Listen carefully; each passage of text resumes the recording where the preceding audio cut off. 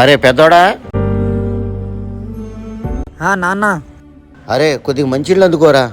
సరే నాన్న.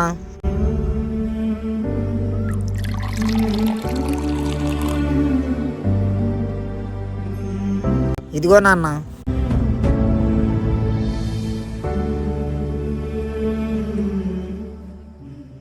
మనకెందుకు నాన్న ఈ రాజకీయాలు? రేపు పొద్దున మనకేదైనా అవుతే ఆదుకునేది ఆడలేరా?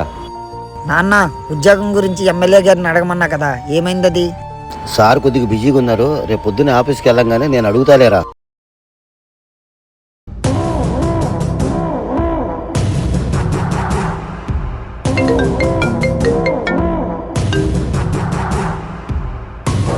ఏంటి, మన కోటాలో 4 ఉద్యోగాలు వచ్చాయా? Okay, thank you. Raju.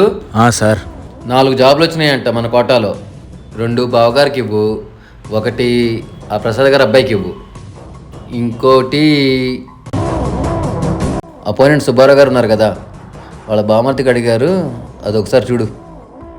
Sir, భాషా గారు వాళ్ళ అబ్బాయి ఉద్యోగం గురించి ఒకసారి చెప్పారు కదా సార్.